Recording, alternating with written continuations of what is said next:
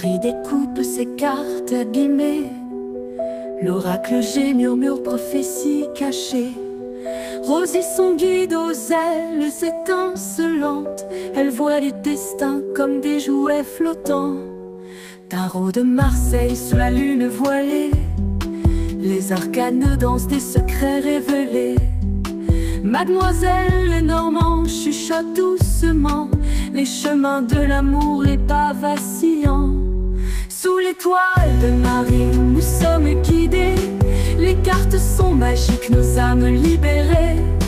Voyageons vers l'avenir sans peur ni entrave, main dans la main, vers des rêves graves. Bonjour à tous, c'est Marie, j'espère que vous allez bien et qu'il fait pas trop mauvais, tiens, je vais dire ça. C'est ce qu'on dit à chaque fois, mais bon, déjà, dans le j'espère que vous allez bien, c'est très sincère, bien sûr. Après, le temps, on fait comme quand on se dit bonjour, salut, comment tu vas, il fait beau. Ça fait un peu ça, ça fait bizarre. Donc, qu'est-ce que je fais? Il est 17h. Il est 17h, nous avons du très beau temps depuis hier. Donc, si vous entendez un petit peu de bruit, c'est parce que j'ai la fenêtre de mon bureau qui est ouverte. Vous avez vu, j'ai mis un petit carré en tapis, j'aime beaucoup. Alors, c'est un tag, un superbe tag créé par Hugues de la chaîne Saint-Cide. Alors, c'est rigolo parce que le matin, je tombe sur la vidéo je crois que ça s'appelle les curiosités de Cécile, je crois, hein. Et c'était très agréable d'ailleurs à regarder, parce qu'il y a une très jolie voix reposante. Et le matin à 6h, c'est très très agréable. Et là, elle parle d'un tag créé par Hugues, donc ce fameux tag, une arcane majeure, un ou des jeux. Et je dis ouais, c'est plutôt bien fait, c'est génial. Ça permet d'avoir chacun en fait un regard sur chaque caractère de ces cartes, et en plus le joindre, le lier à des jeux que l'on a. Et puis, alors, ce qui est rigolo, c'est que je sais plus si c'est dans l'après-midi ou le soir. Je crois que c'était en soirée. Je reçois un petit mot de Hugues qui me parle de ce tag, et justement je dis bah oui, justement. Et alors le truc par contre qui m'agace, c'est qu'habituellement je reçois les notifications des personnes chez lesquelles je suis abonnée. Là, je tombe sur une vidéo des curiosités de Cécile, auxquelles je me suis abonnée au passage, mais que je ne connaissais pas au début, ou je crois que je connaissais tout juste. Enfin bref, j'avais cette vidéo, mais par contre, j'ai pas eu la notification de la vidéo de Hugues, et ça m'agace. Je vous jure que ça m'agace parce que en plus, j'ai vu sur la vidéo que ça faisait un jour carrément qu'il avait fait son tag. Et bah ça, voilà, et encore heureux qu'il m'a prévenu. Merci Hugues, si tu passes par là, bisous. Et ben, oui, ça m'agace. Bref, donc du coup, euh, pour la plupart de ceux auxquels je suis abonnée, il va falloir que j'aille fouiner de temps en temps leur chaîne pour voir s'il y a du nouveau. Voilà. Donc, toujours est-il que ce tag, je l'ai trouvé super intéressant et pas si facile en fait, parce que chaque carte, bien sûr, des arcanes a son caractère. On y prend ce que l'on veut, ce qui est propre à chacun, avec notre regard et surtout à voir quel jeu on pourrait avoir et qui aurait ce type de caractère. Alors, j'ai fait la même chose que Hugues et Cécile, donc je ferai en 2 parties. Donc, j'ai fait à partir du fou et jusqu'à la justice. J'ai suivi le classique du rider. Hein. J'ai pas fait le mât jusqu'à la justice parce que il y a inverse avec le Marseille. Hein. La justice n'est plus en 11 avec le Marseille. Donc j'ai fait du fou à la justice sur le type Raider. Voilà, alors on va arrêter de discuter parce que je crois que chaque carte aura soit 2 ou soit 3 jeux. Donc imaginez. D'ailleurs, le fou, parlons-en, ce petit fou, c'est mon petit préféré, moi, le fou. Hein. J'ai 3 jeux pour ce petit fou, qui représente pour moi hein, la liberté. Être libre de risquer son aventure, son chemin, son pèlerinage, être libre de son instinct, de son adaptation au fur et à mesure de son parcours. Et puis aussi, c'est l'enfant qui n'a pas conscience de toute émotion. Et ce truc magique, en fait, le fou, c'est que au début, il part de cet enfant inconscient, bien sûr, mais avec quand même quelques petits bagages, c'est-à-dire qu'il emporte avec lui quand même les émotions de base, voilà, hein, parce qu'il n'est pas né dans un chou, notre fou, quand même. Mais voilà, après tu suis de la dinguerie à la sagesse avec notre fou. Donc j'ai trouvé en fait 3 jeux que je trouve de bien avec le fou.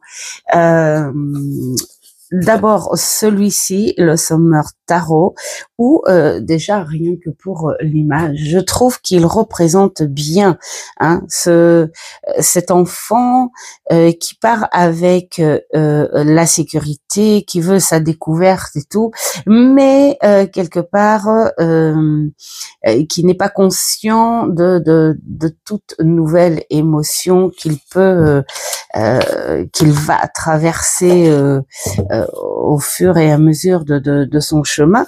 Moi, j'aime bien au début l'illustration sur la boîte où il représente quand même déjà il a une tenue hein. C'est la tenue scout donc c'est quand même une quête, c'est un pèlerinage voilà et il part avec ses propres connaissances qui pourront certainement lui servir à prendre des décisions, à prendre le bon chemin. Mais voilà, il part uniquement avec ça. Donc, ce beau tarot me fait penser à ça. Alors là, il n'est pas dans l'ordre. Mais voyez, là, vous le voyez, avec son choix du choix à faire. Là, on est plus dans un contexte beaucoup plus mature. Là, il est fatigué, il est épuisé. Et vous voyez, il connaît encore une émotion supplémentaire à laquelle il s'attendait pas.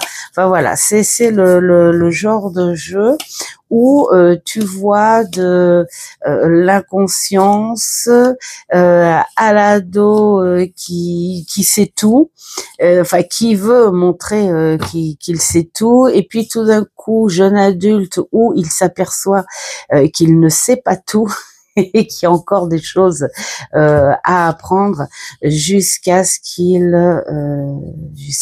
arrive à sa sagesse. Et ce jeu est très très beau et très parlant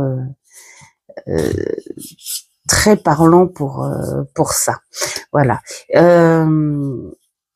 Il n'a pas besoin vraiment de bouquins. Pour moi, on est plus sur un côté analytique, intuitif. Voilà pour le premier. Et puis alors le fou aussi, c'est une certaine philosophie à exprimer ce qu'il ressent au fur et à mesure de sa quête. Et c'est ce que j'ai trouvé en fait dans celui-ci, le Fyodor Pavlov Tarot, dans les écrits. En fait, là, je parle beaucoup plus dans les écrits, ce qu'il a voulu exprimer, ce qu'il a voulu traverser avec ses ressentis, son regard, sa politique, sa philosophie. Et pour moi, dans le bouquin, bon, bien sûr, à traduire, hein, on y ressent vraiment ce fou qui redécouvre le tarot avec une autre philosophie. Et c'est ce qui se passe avec ce personnage qui est sur un travail du tarot depuis des années avec des professionnels. Enfin voilà, hein, il a été beaucoup encadré, famille, amis et pro. Bref, mais ce que j'aime, c'est qu'en fait, malgré son expérience, à sa façon d'exprimer ce jeu, c'est comme si il était vierge sur une autre facette du tarot, où il a ouvert une porte inconnue et il s'est découvert à voir autre chose ou à exprimer les codes du tarot d'une autre manière. Donc une redécouverte, une autre aventure. Et j'aime beaucoup, beaucoup, beaucoup.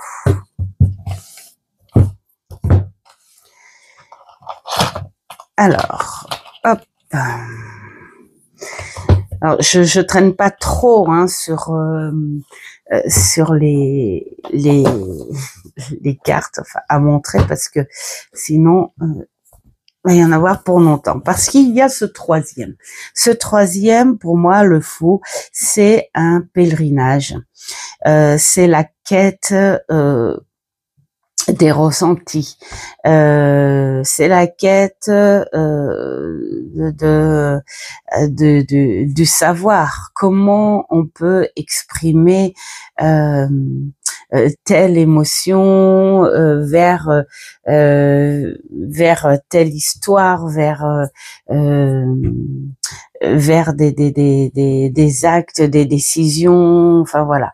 Et c'est aussi une quête d'aventure. Hein. Je pars en pèlerinage et déjà dans celui-ci, moi j'adore J'espère que je vais l'avoir dans...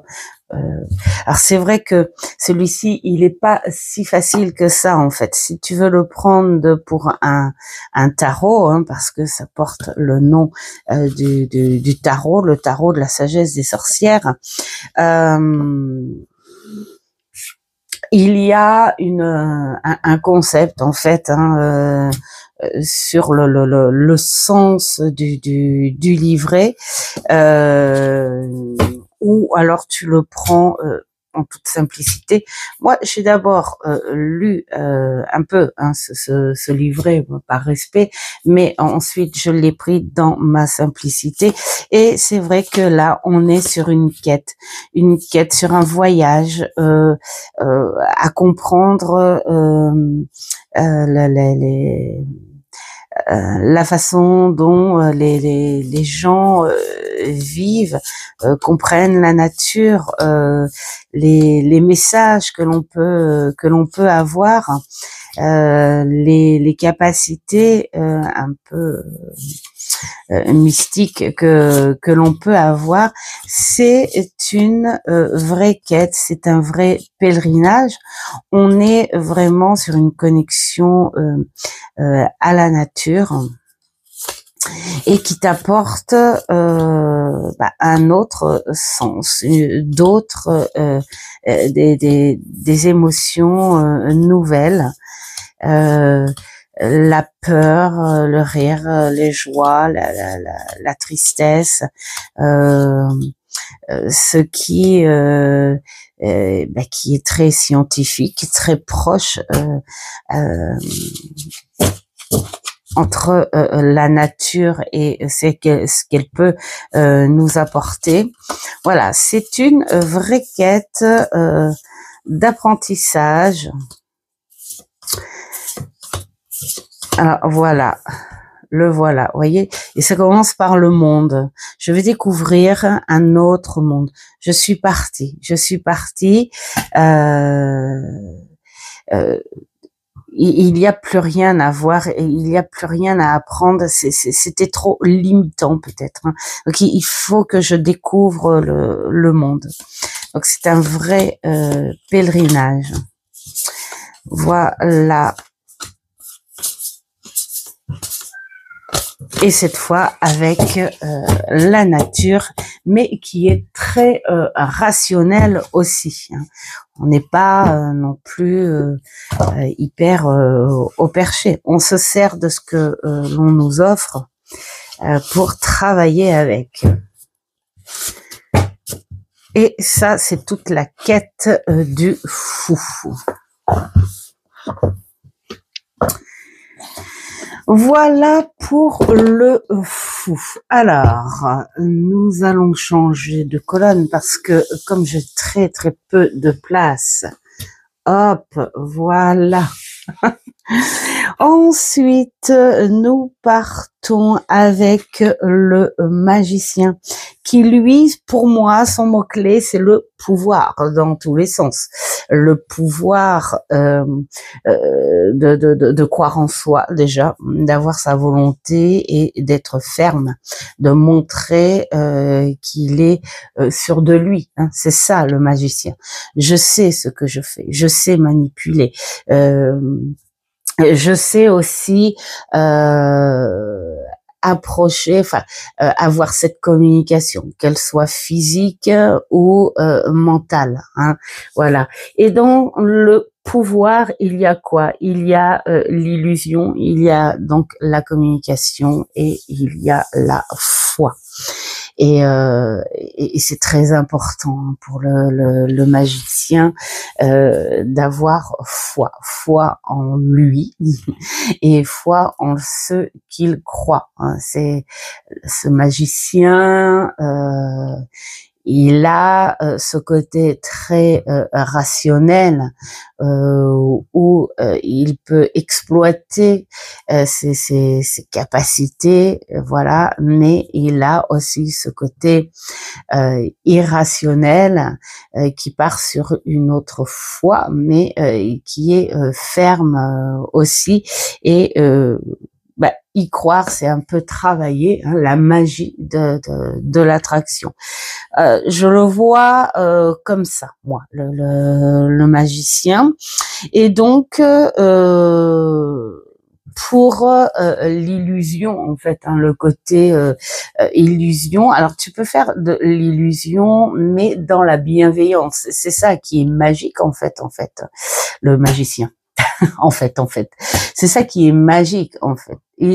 Tu as cette illusion, mais qui part dans la bienveillance. On manipule les mots, peut-être aussi pour donner un regard concret et net à une personne. Et on peut aussi donner l'illusion pour une autre manipulation mentale. Et donc, dans l'illusion, j'ai choisi celui-ci qui est un tarot. Alors, j'ai commencé, c'est pour ça que je l'ai choisi, parce que j'aurais pu en prendre d'autres dans ce type-là, mais je les ai pas choisis parce que je ne les connais pas du tout et ce serait complètement idiot de sortir un tarot. Et encore, celui-ci, c'est limite parce que je l'ai juste commencé. Mais voilà, c'est un tarot qui s'approche beaucoup de l'alchimie. Donc, l'alchimie, tel un magicien, tu transformes la matière. Donc là, on est aussi dans quelque chose qui n'est pas très rationnel, mais par une puissance, on va dire semi-scientifique. Voilà, on transforme on transforme les choses avec les éléments naturels. Donc voilà, et je trouve que ce beau tarot est parfait dans les mains d'un magicien, du magicien. Celui qui travaille avec la matière, celui qui pourrait faire croire aux gens qu'il a transformé le plomb en or, par exemple. Voilà. Où on transforme l'eau en vin au passage. Voilà, et donc je trouve que ce tarot est parfait. Je peux vous dire que j'ai commencé, alors j'étais obligée de m'arrêter parce que j'avais dit que ce serait Edgar, ce serait Monsieur Poe qui commencerait l'ouverture et je peux vous dire que je me régale, voilà. Mais j'adore tellement ce jeu que j'ai hâte de le prendre dès que j'ai fini. Edgar, je me mets à celui-ci et je vais me faire un régal de vous en parler. Bon, ça va peut-être pas intéresser tout le monde, mais bon, ça fait partie de la passion. La passion, la cartomancie, c'est pas que de présenter des jeux que l'on achète. C'est aussi de dire un petit peu ce que l'on en pense. Et puis alors, j'ai la magie, celui-ci. Alors là, c'est carrément le jeu qui me fait penser à ce magicien. Ce magicien qui séduit par le spectacle, qui endort. Hop. Dans la joie bien sûr et la bienveillance, pourquoi pas. Voilà, je me métamorphose, je fais le caméléon à chaque situation et voilà, c'est ce jeu de spectacle, de théâtre, c'est ça. C'est ça la magie, c'est ça nos capacités. C'est un spectacle. Il faut les exprimer en fait, hein, si on peut dire. Euh, euh, voilà, hein, même si on n'est pas dans, même si, ce que je veux dire, c'est que chaque capacité que l'on a, hein, que l'on soit intellect ou manuel, il faut, pour moi, hein, pour être sûr de soi, les exprimer, les extérioriser tel un vrai beau spectacle, voilà. Et puis s'en servir bien sûr à bon escient, et puis pour les personnes qui aiment tes capacités, bien sûr. Voilà. Donc il y a ce côté-là, et puis alors le côté très on va dire mystique du magicien, donc porté pour moi, hein, je le ressens comme ça, sur la foi, sur le côté faisant travailler la loi de l'attraction. Et puis ce jeu de Danilo Sanino m'a transporté, en fait. J'ai fait 3-4 étals avec, et au début, bon, alors bien sûr, il y a ça hein, en description, tout ça, et son histoire en fait, la base de son histoire, de cette fameuse mouche blanche, cette mouche albinos qui a un sens sur une croyance en Italie.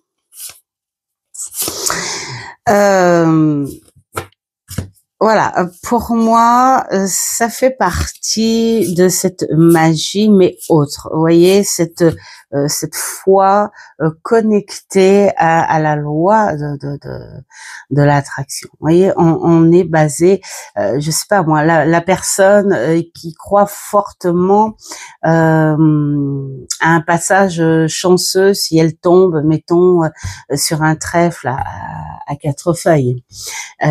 Qui est très rare, hein. Et donc elle y croit tellement que voilà, elle trouve ça le matin, et pour elle c'est une force, une espèce de vibration qu'elle fait travailler comme son aura hein, dans l'espace, enfin l'espace, je m'entends, autour d'elle, et ça fait travailler la loi de l'attraction. Et comme par hasard, dans la journée se passe soit plutôt bien, ou soit il s'y passe quelque chose de bon. Et ce jeu, en fait, il y traverse toutes ces énergies, voyez, même dans les illustrations, on le voit que tout est énergie, rien que là. Et grâce à cette histoire de mouche albinos, que quand tu la rencontres, cette mouche, on te parle de protection, voilà. Et pour moi, le magicien, c'est un peu ça. C'est de t'aider à croire en quelque chose. Je sais pas moi, on te dit tiens, regarde, tu vois ce beau caillou rond, lisse et tout. Il a l'air de rien, mais si tu l'as dans ta poche, tu verras que tu seras plus rassuré. Et eh bien tu crois en ces mots. Tu crois en ces mots, et du coup, ce beau petit caillou qui a l'air de rien, tu le mets dans ta poche, et là, tu le touches dans ta poche, tu le touches, tu le sens, tu sens ce côté très lisse, très doux, et là, tu te dis, mais oui, cette journée, il m'arrivera rien parce que j'ai trouvé une protection. Elle est là, la magie. Il est là, le magicien. Il a d'abord travaillé avec les mots, c'est-à-dire rassurer ton mental et pour être plus, on va dire, rationnel, peut-être, hein, eh bien, on y ajoute la matière. Donc, on te donne une matière. Enfin, voilà, je comprends. Oh, je pense qu'il y en a beaucoup qui me comprennent dans ce sens. Voilà, et je trouvais que ce jeu était très très bien pour représenter aussi la foi du magicien. Ensuite, qu'est-ce que nous avons? La grande prêtresse. Je viens de voir que j'ai mal mis mon jeu. Attendez, je suis désolée, mais voilà. Je n'aime pas les jeux mal. Voilà. Alors, la grande prêtresse. Qu'est-ce qu'on nous dit de la grande prêtresse? Qu'elle est, on va dire qu'elle a une grande connaissance, bien sûr, une connaissance que nous n'avons pas, qu'elle est la seule à avoir, et elle décidera de t'en délivrer des petits morceaux, des petits bouts et tout, en fonction de ton chemin, bien sûr, parce que on ne peut pas tout savoir. C'est pour ça qu'elle garde cette connaissance, qu'elle garde ce secret. Mais c'est aussi l'intuition, c'est aussi la sagesse. Elle, d'ailleurs, grâce à ses connaissances, elle t'invite à ce côté sage, cette patience aussi. Il n'y a pas plus patient que la grande. Si tu te sens trop excité, trop en attente et tout, appelle la grande prêtresse qui va te dire bah vas-y, excite-toi, bouge-toi dans tous les sens, tu en sauras pas plus. C'est le truc que j'aime bien chez cette personnalité. Il faut aller avec elle en profondeur et surtout à l'écoute et à l'observation. Elle a ce petit truc subtil aussi. Et pour ça, j'ai choisi 2 jeux. Monsieur Marseille. Et oui, il fallait bien qu'il arrive sur quelque chose. Et pour moi, Monsieur Marseille, c'est la grande prêtresse. Bien sûr, il peut être aussi le magicien, évidemment. Mais voilà, Monsieur Marseille, pourquoi? Ben parce que si tu as envie d'aller dans ces profondeurs, il faut beaucoup de patience, de la patience, encore et encore.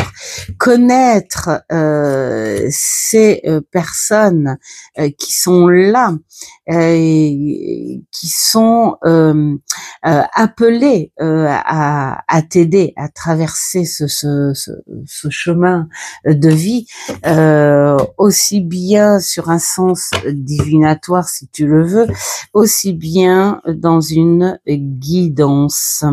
Voilà. Et nous avons les grands chemins et nous avons les chemins de traverse.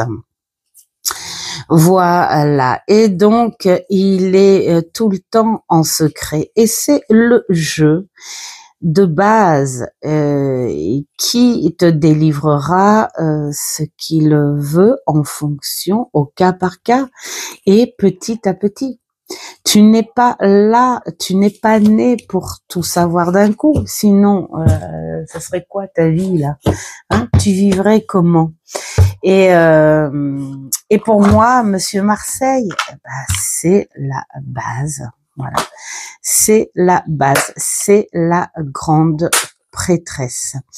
Un autre, mais ça, c'est propre à moi, qui fait partie des jeux. Excusez-moi, je vais éternuer. Et puis je vais boire un petit peu de café. Ouais, j'en ai besoin. J'ai dormi 4 heures cette nuit. C'est horrible quand ça te prend. Et donc, voilà, je me retrouve à boire des cafés pour être bien. Enfin, des cafés, oui, des cafés. Alors, celui-ci, pourquoi? Eh bien, pour son côté très, très secret. Qui, je pense, va vouloir m'en délivrer uniquement petit à petit. Alors lui, je le prends pas pour son savoir, bien que évidemment que c'est un jeu qui a le savoir de base d'un tarot, mais il est sur ce quelque chose de très magique. Oh, regardez déjà là, elle est entourée de ce voile qui cache un petit peu quand même l'arrière, mais qui t'en montre un petit peu, ça. Elle te taquine, elle te dit, tu vois, ce que tu peux savoir si tu arrives à comprendre, si tu arrives à écouter et si tu arrives à aller fouiner au fond de mes pensées. Et donc, je vais y travailler parce qu'il est très très beau et j'entends m'en servir. Alors pour moi, pas pour le côté pro, parce qu'il y a des cartes, je pense, qui n'iraient pas du tout en accord avec le visuel de mes consultants. Mais moi, je vais me régaler et je te dis à bientôt. Tu vas me révéler, s'il te plaît, tes secrets. Juste entre toi et moi. Ça fait des mois que je lui dis, il faut qu'on cause. Voilà. Après, j'en comprendrai ce que je veux, évidemment, et c'est que je pense comprendre, parce que il peut révéler des secrets où je comprends un sens, mais les autres comprendront certainement pas le même sens que moi. Ceci est ma carte préférée, et bien sûr, c'est le magicien. Voilà. Donc voilà pour notre grande prêtresse. Ensuite, nous allons sur notre... Alors attendez, je range parce que sinon ça va pas le faire. Sur notre impératrice. Et on est en fin d'après-midi. Normal, je ne veux pas avoir un langage. Alors l'impératrice, c'est quelqu'un de chaleureuse. On est dans ce truc très fertile. Moi, la fertilité, je la lie beaucoup avec tout ce qui est l'énergie solaire, le sucre, vous voyez, tout ce qui est doux, agréable. Et c'est aussi la séduction et cette sensualité. L'impératrice, elle gère à bon escient, bien sûr, peut-être pas dans certaines les émotions, d'où cette séduction. Elle a ce petit côté arrogant, où elle décide de sa séduction, où elle veut étaler l'abondance en général, j'ai envie de dire. Elle est nourrissante, voilà. Elle offre cette abondance, cette nourriture, on va dire, cette fertilité à qui, bien sûr, la mérite et à qui veut travailler avec elle. C'est pas donné. D'où le fait que cette impératrice gère tout ça.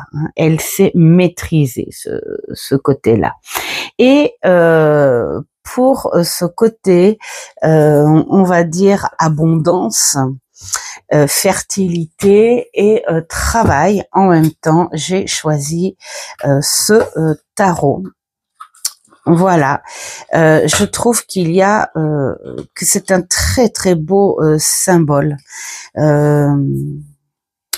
Le travail, la richesse, ces énergies solaires et cet or ocre sucré, cette fertilité qui est là, et je trouve que le symbole de l'abeille dans la nature, ça pourrait être l'impératrice, hein, parce que elle gère. Elle veut bien rendre service, mais elle sait aussi te remettre à ta place si tu ne respectes pas, si tu en veux plus que ce que l'on t'offre, si tu es, voilà, hein, dans l'attente, le plus, le toujours plus.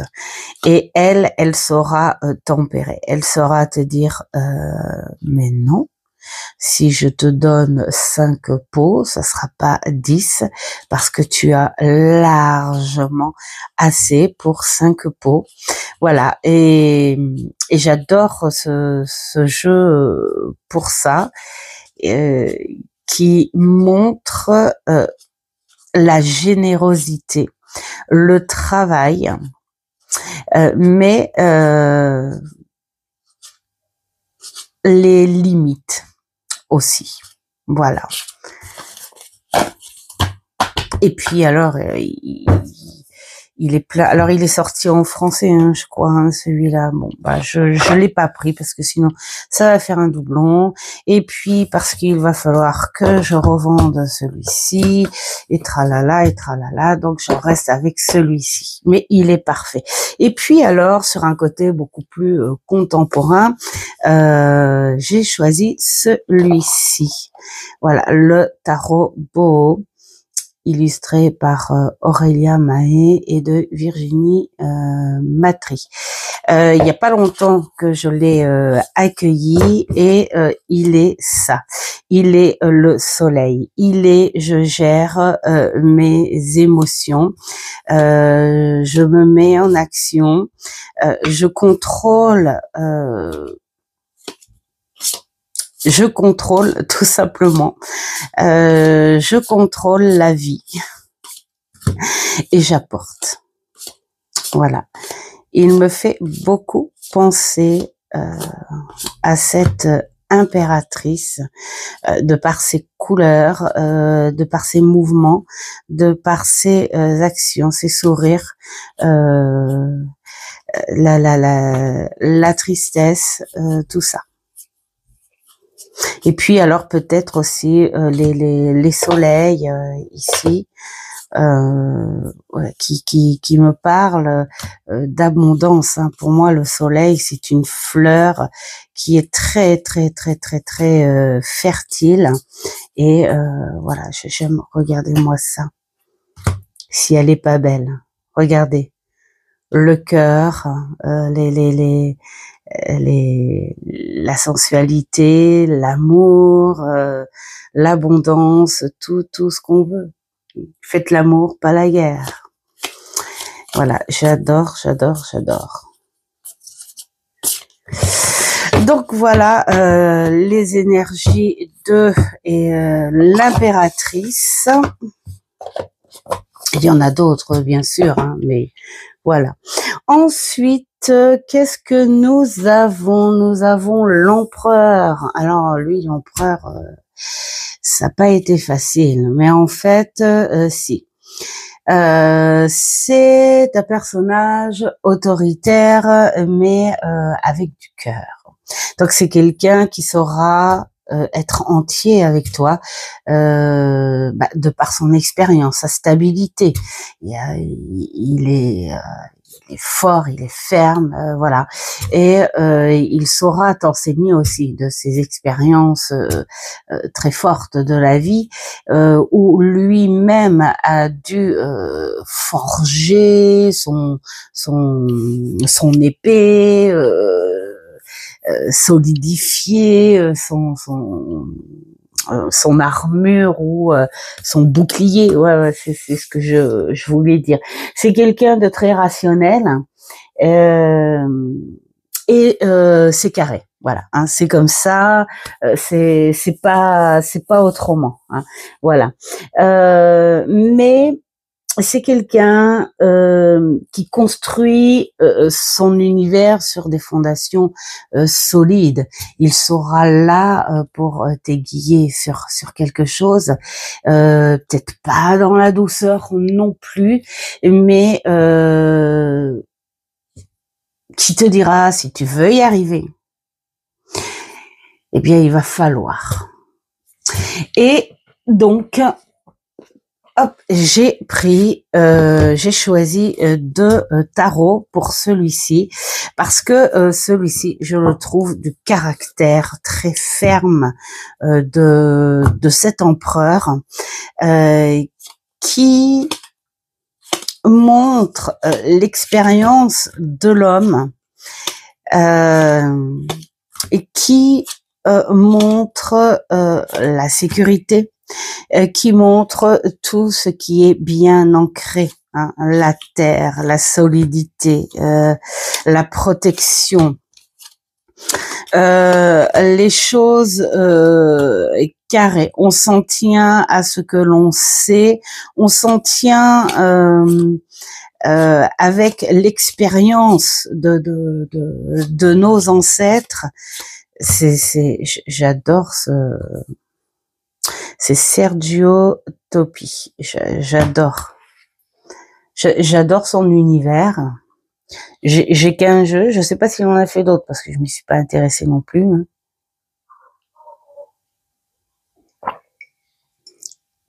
J'adore juste son univers. Bon, il n'est pas fait pour plaire à tout le monde parce que quand je le présentais dans mon groupe, tout le monde disait « Ouh, il est dur, il est un peu effrayant. » Et ouais, c'est peut-être parce que cet empereur, justement, te montre ce côté effrayant qui pourtant est de grande aide et où c'est un côté qu'il faut que tu assumes. Voilà, hein. On n'est pas là dans les bisounours. Il faut assumer notre côté fort et effrayant, mais qui peut t'aider justement à avancer. Et j'adore. Et puis alors, ce côté un peu médiéval, parce que j'aime l'idée de l'empereur sur ce côté médiéval. C'est beaucoup de force, mais avec le côté sagesse qui pour moi représente les plumes. Donc on a le savoir là, comme là quand tu vois avec les toiles. Alors je parle sur un visuel, bien sûr, je parle pas des significations du tarot, mais voilà, j'aime avoir ce visuel de l'empereur à cette époque médiévale, parce que c'est une époque justement où pour avancer, pour te protéger, tu avais besoin de structure, de stabilité, de force. Et de savoir. Hein. Et alors, tu allèges un petit peu sur la gentillesse quand même, sur la protection de l'empereur, hein, avec les messages des plumes, ce qui fait l'originalité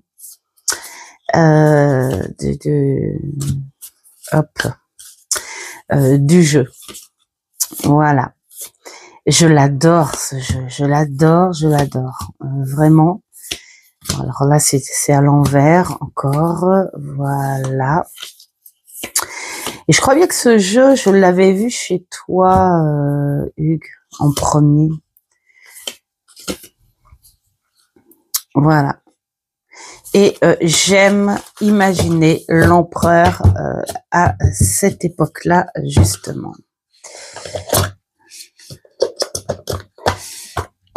Alors, voilà pour l'empereur.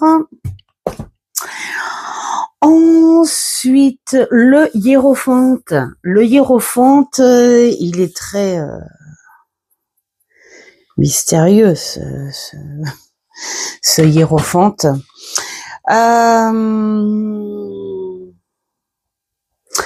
On est plutôt dans une espèce de spiritualité, hein, de conformiste aussi. Voilà. Le hiérophante, c'est plutôt quelqu'un qui va te transmettre les choses, mais plus dans ses connaissances sur la tradition, l'héritage de tes racines. Et puis, voilà, il y a les valeurs des choses, il y a cette guidance, il faut respecter telle chose, il faut respecter les valeurs. C'est pour ça qu'il t'invite à te mettre souvent en introspection, ce personnage. Bon, il aime la solitude aussi, mais elle est consciente. Mais il n'est pas insociable pour ça. En revanche, le hiérophante, c'est quand même quelqu'un qui, pour moi, a du caractère, puisqu'il faut suivre en fonction de ses... voilà, il te fait reconnaître les valeurs de tes ancêtres, les valeurs de cette vie, de l'instant T, et ce qui peut redéteindre sur les valeurs futures, sur ce que toi tu dois transmettre à tes enfants. Il y a certaines choses qu'il ne faut pas perdre. Voilà. Et donc, pour ce hiérophante, j'ai choisi en premier le Lysistrate Tarot. J'ai travaillé pas mal avec. Il est à la retraite parce qu'il est abîmé et rayé. Et je l'ai choisi pour le côté guidance et les valeurs de la vie. Ce côté du hiérophante. Voilà. Prendre les choses telles qu'elles sont. Si tu vis ça, ça n'est pas pour rien. Est-ce que tu te souviens de ce que t'ont appris tes parents? Est-ce que tu te souviens des recettes de grand-mère? Voilà, hein, c'est un jeu qui te connecte à tous les sens en fait, hein, entre accepter les nouvelles choses, mais aussi garder la connaissance de ce que t'apprends en général. D'ailleurs, voilà. C'est pas l'hermite, c'est le hiérophante que je voulais. Et je l'ai passé, si ça se trouve. Bon, ben, tant pis pour moi. Je vais pas aller le...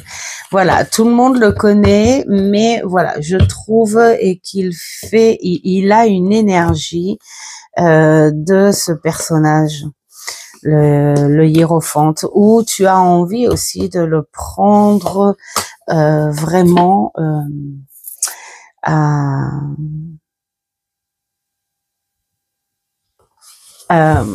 comment dire, à un moment un peu plus spirituel, voilà. Je vais y arriver. Et nous avons celui-ci qui pour moi est une grande énergie du hiérophante. Voilà.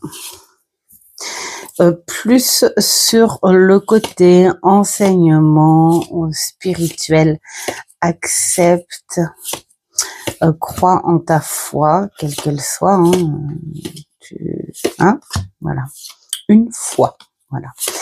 et prends ces énergies, n'aie pas peur, et il a de très très très belles guidances pour ça. Voilà, ce hiérophante un petit peu plus spirituel.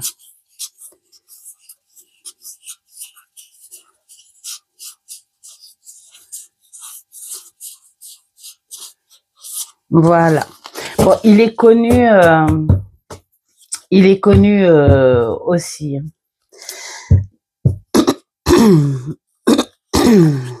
Oh.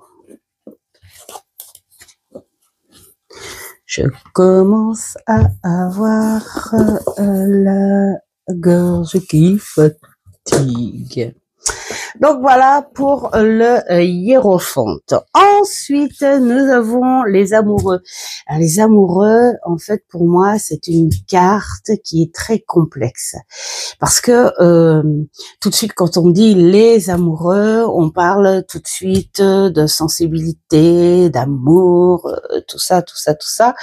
Alors, on sait aussi que c'est une carte de choix, mais pas que. C'est quelque chose d'un peu plus profond pour moi, les amoureux, parce que une carte de choix, mais il faut détailler un petit peu la façon dont on fait le choix. Et c'est pas pour rien d'associer l'amour avec le choix, parce que ce sont divers choix, bien sûr, hein, mais fait avec le cœur, fait avec une sensibilité. C'est pas un choix de logique ou de principe. Je le sens pas comme ça, hein. Après, chacun voit comme il le sent, mais c'est plus tourné vers quelque chose qui parle de par le cœur.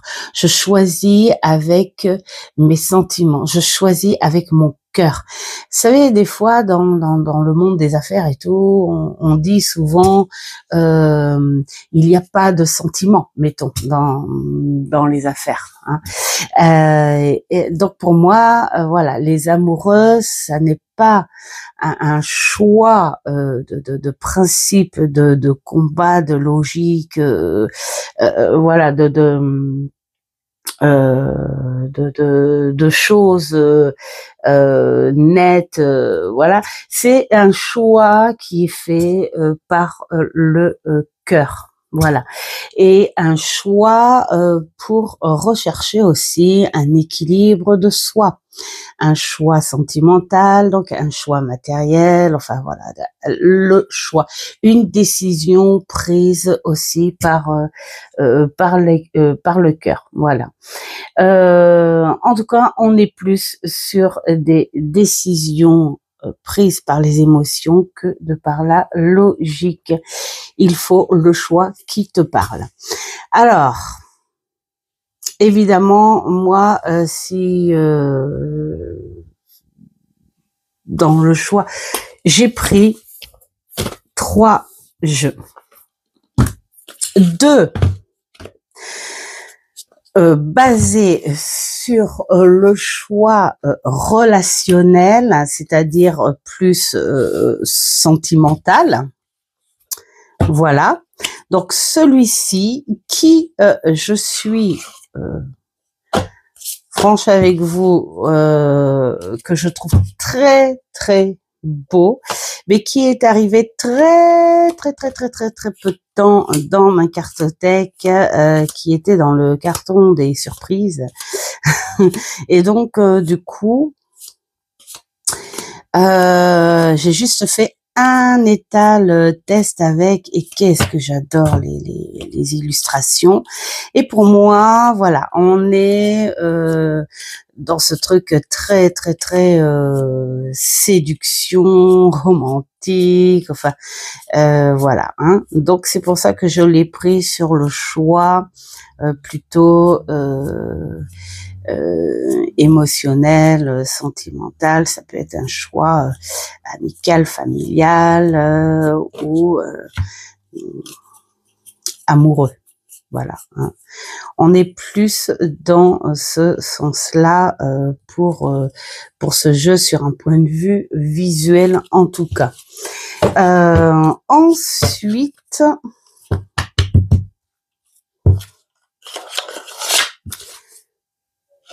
hop. Après, moi, j'ai envie de dire que le choix émotionnel, enfin le choix pris par les sentiments, par le cœur et tout, on est plus sur un type psychologique suivant notre état mental, en fait. Ouais, je me comprends. Celui-ci, il n'y a pas longtemps aussi qu'il est arrivé dans la cartothèque et je dois dire que j'ai juste fait un étal de présentation. Mais voilà, je prends plutôt sur les choix relationnels parce que là, nous avons des couples faits, comme là, Merlin et Viviane. Là, nous avons... alors attends parce que je regarde nos couples parce que voilà, là c'est Orpheus et Eurydice, Perséphone et Pluto, Vénus et Vulcane. Vous voyez, ce sont des couples, la mythologie et ou des légendes. Et j'adore ce tarot à voir en profondeur. Alors si je l'ai choisi, c'est parce que voilà, j'ai fait un petit étal de présentation. Il n'est pas et puis sur un plan visuel, voilà, pour moi, il représente ça, les liens en fait, voilà, tout ce qui peut avoir un trait au lien émotionnel. Sentimental.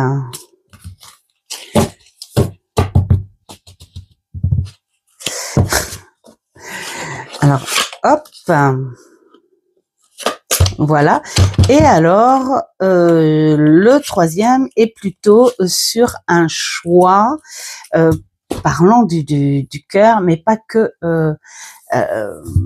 que sentimental. Voilà. Pour moi, le tarot des oubliés, c'est un tarot qui parle beaucoup sur les choix de vie, tout simplement. Le choix psychologique, mais partant du cœur. Voilà. Au rythme de mon cœur, j'avance. Tiens, justement. Voilà. Vers où chemines-tu? Voilà, pour moi, c'est un tarot qui part justement de base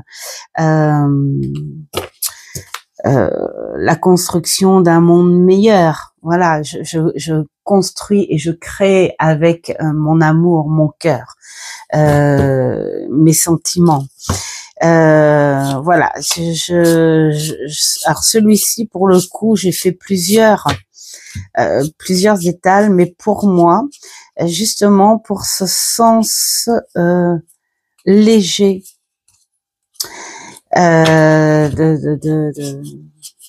de soi en fait. Voilà, c'est un très très beau travail sur soi, personnel, on va dire.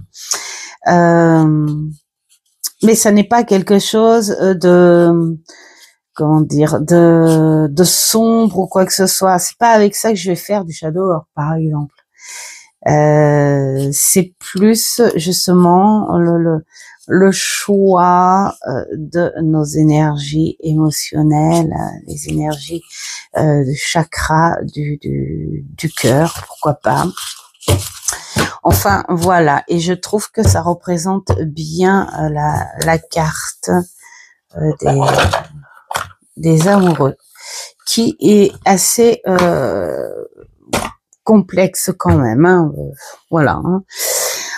Ensuite, nous avons le chariot. Ah, le chariot, c'est la vitamine. Si mon cousin était là, notre cousin Claude serait là, c'est ce qu'il dirait. Hein. Vitamine, c'est un caractère volontaire et déterminé. Hein. Voilà, on avance avec force, avec maîtrise, mais on a toujours ce but vers la victoire. Et quel que soit le tremblement, le dérangement, sur le coup, ça va très vite, on maîtrise, on y va, c'est l'énergie. Mais aussi, le chariot, pour moi, hein, c'est une force, bien sûr, c'est une force en soi qui peut aller, très vite, mais qui peut aller en longueur aussi. Ce que l'on dit très vite, pour moi, c'est une situation qui arrive très vite, mais c'est pas quelque chose que tu fais très vite. Je le vois dans les deux sens. Hein. Parfois, pour moi, hein, il y a des événements qui arrivent pas d'un coup, où toi, tu dois gérer très vite, mais c'est pas pour autant que la situation va passer très vite. C'est voilà, c'est comme ça que je le vois. Alors, pour le chariot, j'ai deux, voilà, c'est ça. Alors j'ai deux. Un pour le côté vitamine, énergie, on y va, mais on y va avec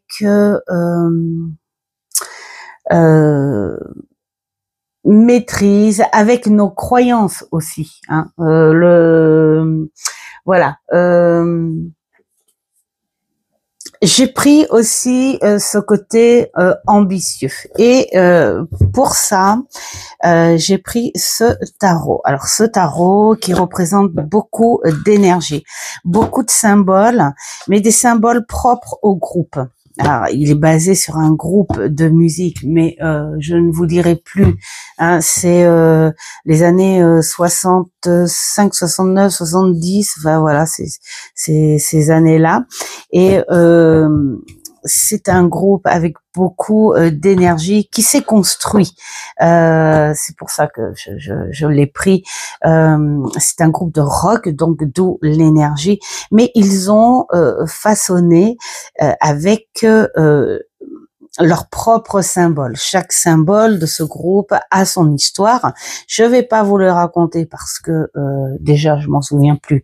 Donc il faut que je le sais parce que je l'ai lu, parce que je m'en suis servi. Je m'en souviens plus. Bref, on sait que la rose, le squelette, l'éclair, le nours, la tortue, thérapin, tout ça a un lien très très fort avec leur symbole et qui a construit en fait par ambition et qui a fait durer leur groupe. Voilà. Notre petit nours, cette rose qui a une importance, et il y a ce bleu, blanc, rouge aussi, cette couleur, les éclairs, ce symbole avec les couleurs qui ont une importance aussi. Voilà. Donc je reprendrai peut-être les symboles un jour et puis je vous en parlerai. Mais il est magnifique. Il parle vraiment très très bien. Alors on est dans quelque chose d'assez classique, mais ce qui est hyper sympa avant, pour en avoir les énergies de ce jeu, c'est de connaître quand même l'histoire de ce groupe, leur rencontre et à la façon justement dont ils ont pris cette endurance liée par tatouage, tout ça, leurs symboles. Il y a aussi un petit bout de politique et de choses un petit peu mystérieuses aussi là-dedans. Bref, c'est un groupe qui maîtrisait parce que je pense que je sais plus s'il existe encore, mais qui maîtrisaient à fond leur énergie, leur voyage, et qui ont fait parler aussi, hein, qui ont donné des messages au travers de leurs symboles, et puis leurs symboles aussi ont été dans les paroles de leurs chansons. Voilà, donc je trouve que c'est un tarot qui va très très bien avec les énergies du chariot. Et puis alors, pour la force et la maîtrise, j'ai pris celui-ci aussi, le tarot des sœurs sorcières de Julia Jeffrey. Et ouais, parce que bon, basé sur les... Alors, attendez, parce que je veux pas dire de bêtises, il faut que je reprenne. Ben oui, parce que moi, je lis, d'accord, mais je garde pas tout. Alors, c'est les légendes.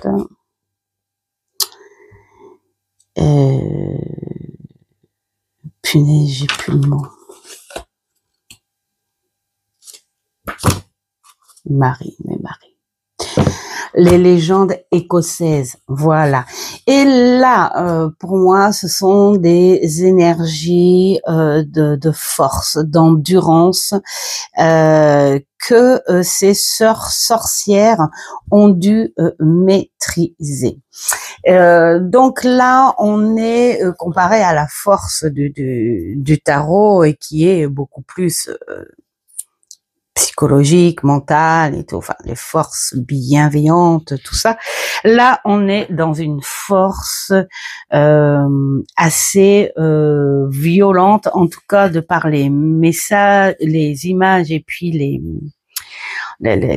traits des physiques, on le sent comme ça. Et c'était une époque sur ces légendes-là où c'était pas tout rose. Et tous les jours, je pense que ces personnes devaient être connectées aux aguets pour se protéger.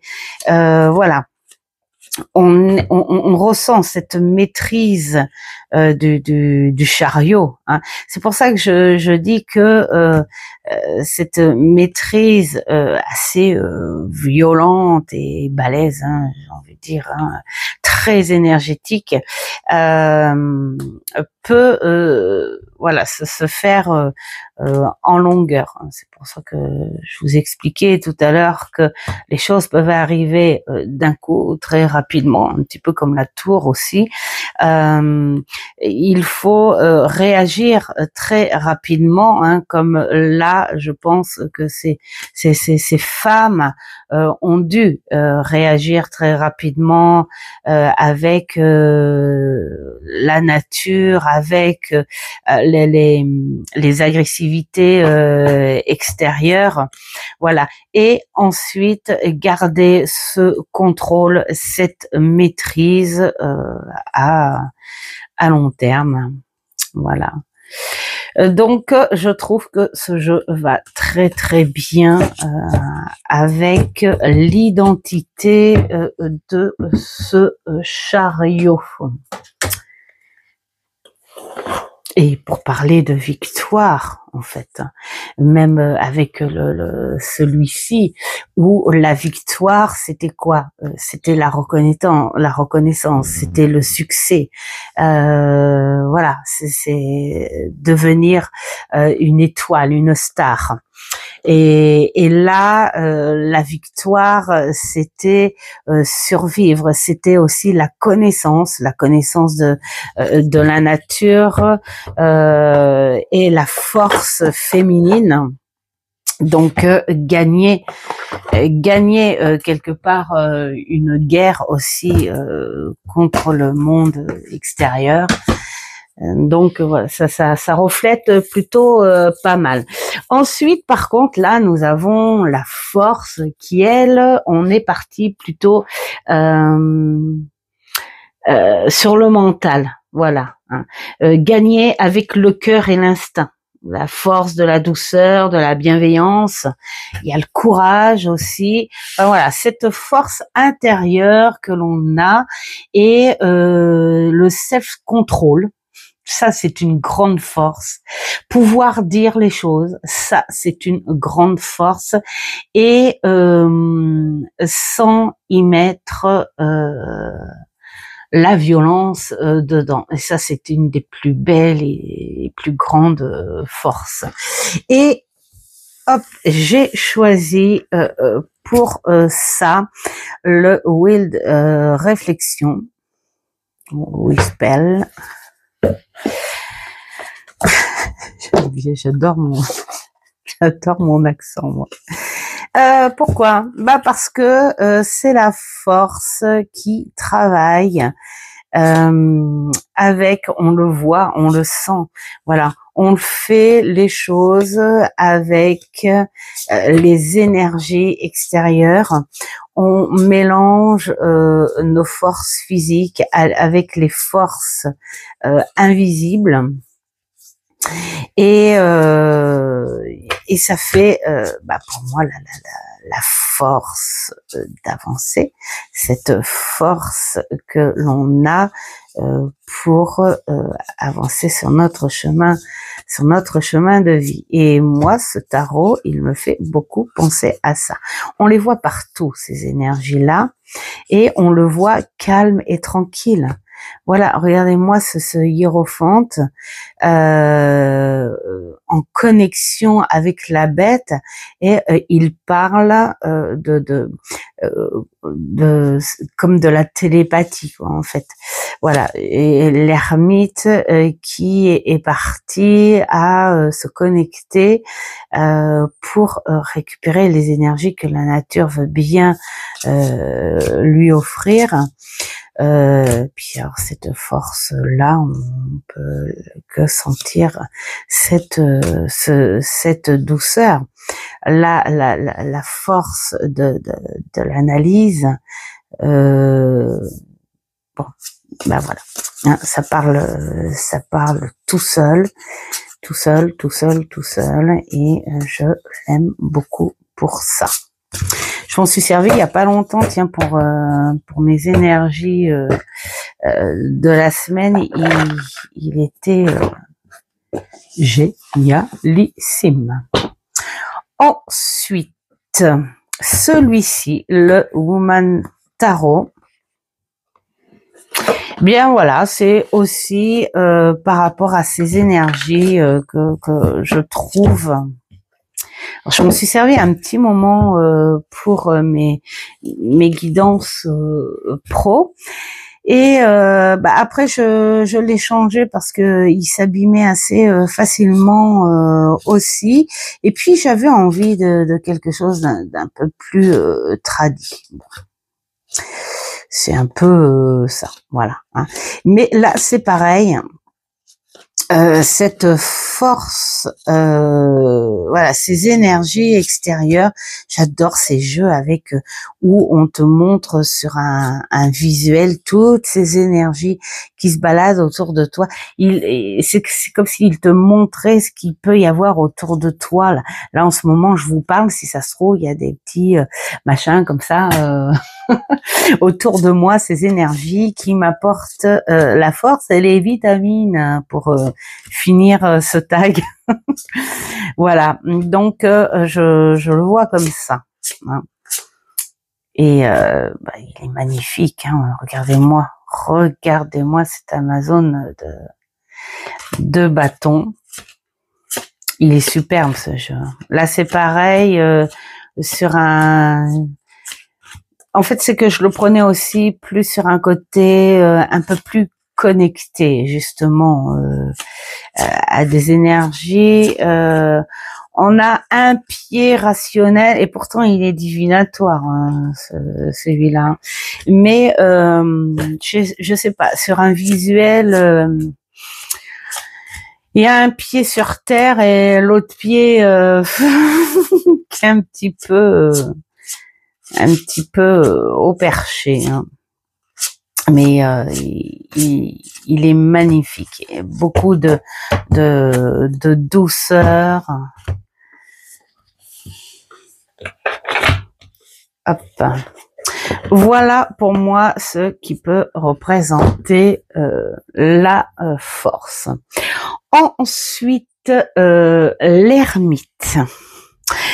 Alors l'ermite, je dirais qu'il est un petit peu comme le hiérophante, lui. Je sais pas pourquoi. Moi, ce sont deux personnages où j'ai l'impression. Sauf que il y en a un qui serait peut-être un petit peu moins sociable, un peu plus sauvage, on va dire l'ermite. C'est quelqu'un qui est tout le temps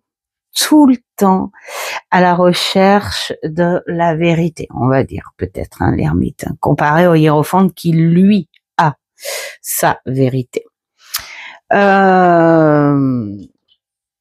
Pour moi, oui, voilà, hein, c'est l'expérience, c'est la sagesse qu'il a acquise grâce à son expérience, hein, voilà.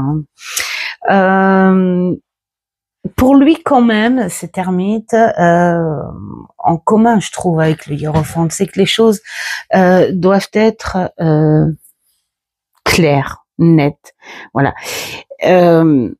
C'est quelqu'un aussi qui prend son temps. Là, si tu cherches de l'attente et de la rapidité, ne va pas voir l'ermite parce que là, il va te rejeter. Il va te dire, si tu ne prends pas ton temps pour comprendre et accepter et aller dans les détails, tu sors de ma grotte. Je ne veux plus te voir.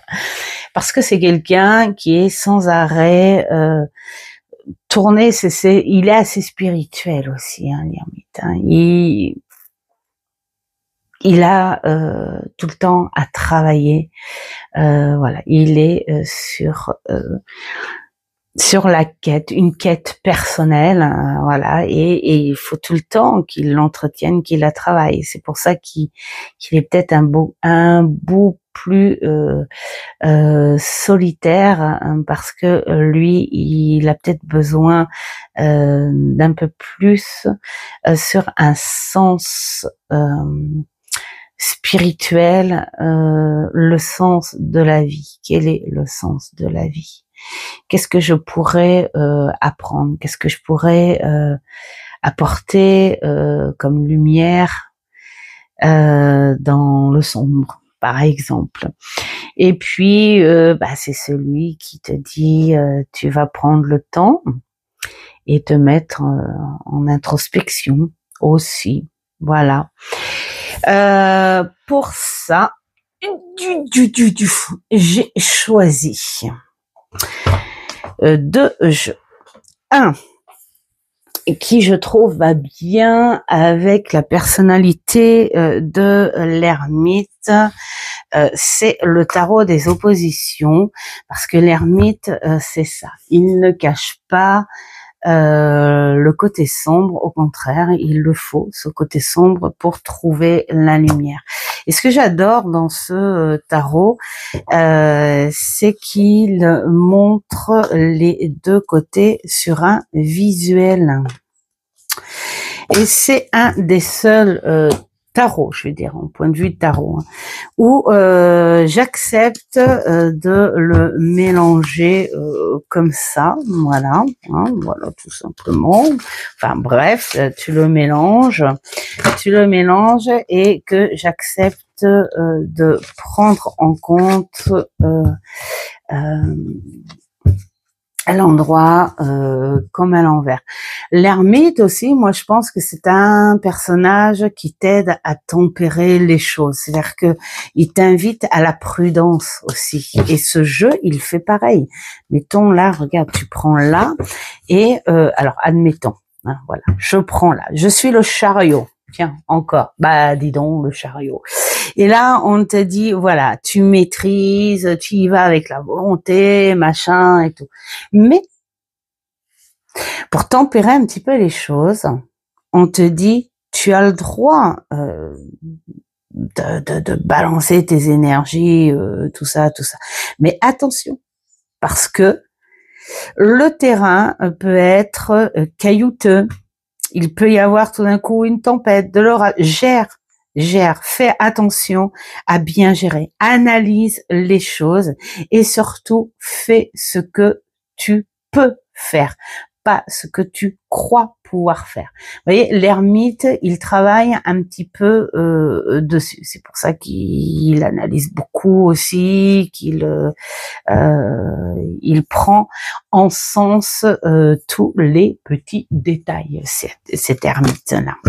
Donc voilà, et donc je trouve que ce tarot est trop bien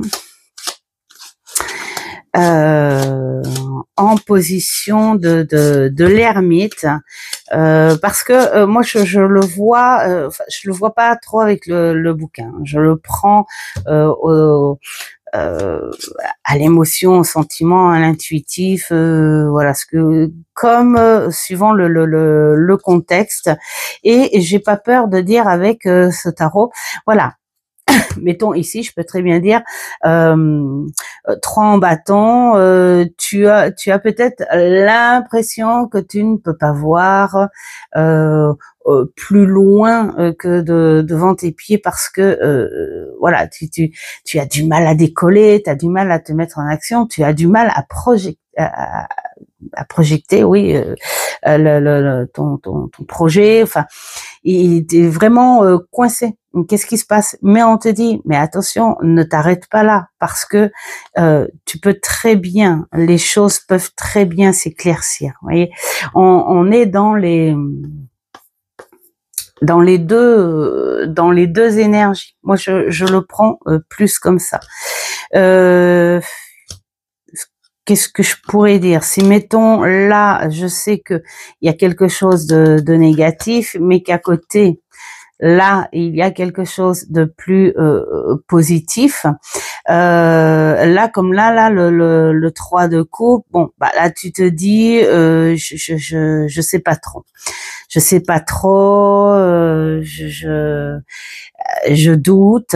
Je doute sur mes émotions, je doute peut-être sur ma sincérité, hein, ou je doute peut-être de la sincérité d'autrui, hein, je sais pas. Mais je pense qu'avec le 2 d'épée à côté, ça serait plutôt je doute de ma sincérité. Mais, tu peux le faire, ton choix. Tu peux le faire. C'est à toi de le faire même. C'est à toi d'aller dans tes profondeurs pour aller voir. Vous voyez, c'est un jeu qui, pour moi, représente bien l'identité de cette ermite qui t'apporte quand même de la guidance.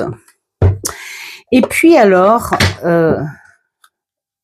l'autre que j'ai choisi pour l'ermite,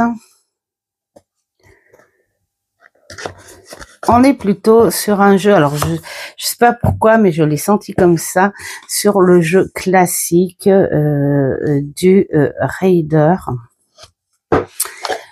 Alors bien sûr, c'est le tarot vintage, hein. On est sur un classique, voilà, parce que pour moi, ce jeu, c'est un peu ça, c'est un peu l'ermite, c'est-à-dire que il t'aide, il a ses codes, il t'aide à réfléchir, il t'aide à analyser les choses, il t'aide à approfondir, il t'aide, enfin voilà, hein, le classique du Raider. Moi, je trouve qu'il fait un très bon ermite parce que c'est le jeu aussi que tu peux prendre dans ta grotte et te mettre en tête à tête avec lui, et puis voilà, pour qu'il t'enseigne, pour qu'il bon, il aurait pu être aussi le hiérophant, mais moi je le vois plus sur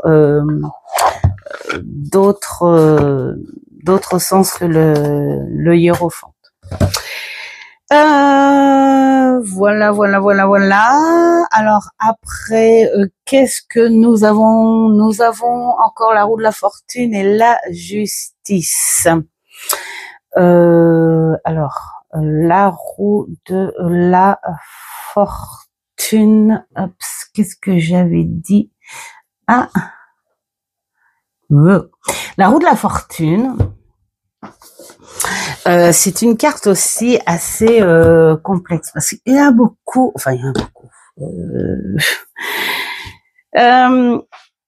Pour moi, on est plus parti sur les choses changeantes et imprévisibles. Voilà, c'est ton destin. Et de la seconde à la seconde, hein, elle peut te faire passer d'un état à un autre. Et pour moi, la roue de la fortune, c'est ce destin qui joue avec les éléments. Avec la nature, voilà, ce que tu fais de ta vie, de la façon dont tu bouges, la façon dont tu prends tes décisions, voilà. Mais la roue de la fortune, c'est pour moi cet instinct qui vit avec les éléments. Je sais pas pourquoi. Je le sens. Ah oui, je sais pourquoi. C'est parce que je trouve qu'elle est drôlement liée quand même avec tout ce qui est, bah oui, le changement de cycle. Voilà, c'est les cycles lunaires, l'astrologie, tout ça. Je trouve que ça va bien avec, hein, parce que ce sont des énergies en fait qui changent de notre vie, qui sont instables, hein. Quand on te parle de la pleine lune, la demi-lune, le machin, enfin voilà, tout ce cycle qui bouge sans arrêt, ben voilà, c'est la roue de la fortune. Et donc pour cela, j'ai choisi deux tarots. Le tarot du zodiaque, parce que voilà, on parle hop, c'est conçu par Cécilia Lattari et illustré par Anna Chavet. Celui-ci, je l'ai trouvé espace culturel.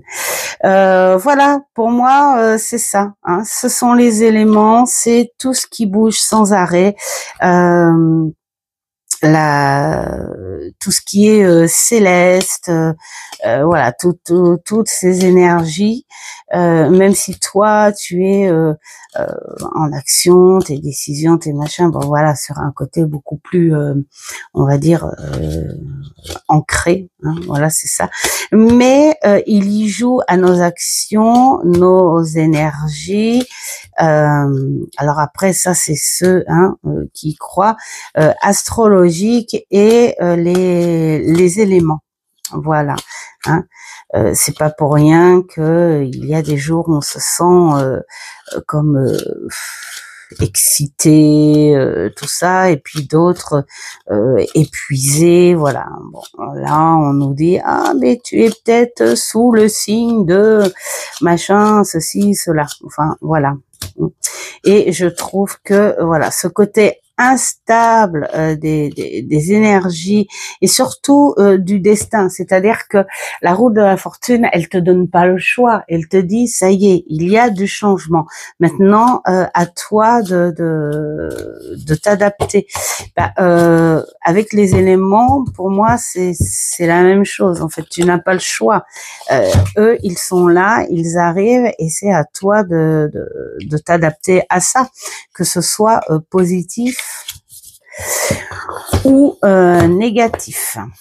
Voilà. Enfin, c'est mon point de vue. Hein. Dites-moi en commentaire si ça peut être le vôtre aussi. Et donc, il y a le tarot de la sorcière et de la roue de l'année. Voilà. Et ce tarot, je m'en suis servi, mais alors... D'ailleurs, il va falloir que je refasse un pochon. Je m'en suis énormément servi. Il est de bonne qualité quand même, mais je l'adore. Voilà, je l'ai peut-être un petit peu rayé, mais je l'adore. C'est pareil, c'est le destin, c'est l'instinct, c'est les éléments. C'est le jeu qui te dit il n'y a pas de hasard. Tout est connecté. Et pour moi, c'est un très bon jeu lié à cette roue de la fortune parce que voilà, il bouge en fonction de ton destin, de ton instinct, de ces énergies qui voilà, qui bougent, ces cycles changeants. Voilà pour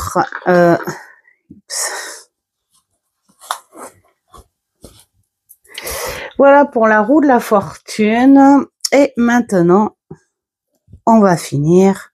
Je sais pas pour combien il y a là. Ouh, j'ai dépassé mon heure.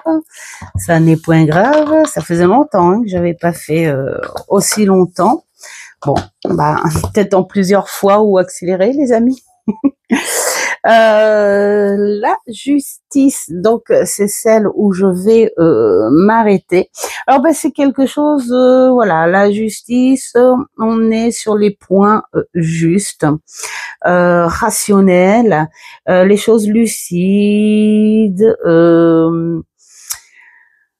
les choses qui apportent un équilibre. Voilà. Hein, et puis, bah, t'es jugé en fonction de tes actes, tout simplement. Alors pour ça, j'ai trouvé pour l'instant. Ouais, parce que là, non. Celui-ci. Celui-ci, parce que il y a pas longtemps que je l'ai en plus, hein, je peux vous dire, parce qu'il était dans mes cartons de surprise. J'ai mis dans un beau petit pochon. En fait, j'ai gardé le bouquin que j'ai mis à côté parce que justement, il est super bien écrit. Et alors, il est de Juliette Sharman Burke, voilà, et illustré par Giovanni Caselli, voilà. Alors, on n'est pas sur des cartes extraordinaires, mais plutôt basées sur des bons symboles, voilà, qui respectent au niveau des couleurs, des symboles, tout ça. Mais ce que j'aime dans ce jeu, c'est les écrits. On est sur des petits trucs hyper détaillés, nets, francs, ouais, comme la justice, voilà. Là, c'est vraiment le jeu que je dirais, on peut faire. Alors bien sûr, vous allez me dire Marseille, tout ça, hein, mais c'est parce que c'est le jeu que j'ai choisi pour la justice. On est sur quelque chose de net, de propre, de tranchant, voilà. Il n'y a pas à aller chercher midi à 14h avec ce truc. C'est comme ça, c'est la logique, c'est comme ça, et point. Hein, il n'y a pas à réfléchir. On te donne d'office le pourquoi du comment. Et puis voilà. Donc c'est le jeu que j'ai trouvé au plus proche, sur un côté très rationnel, très ancré, au plus proche de de la justice. Voilà. Bon, bah écoutez, j'espère que mes choix vous auront plu. Dites-moi si vous avez été en accord pour certains ou pas, parce que comme je disais au début, on a tous des regards différents, c'est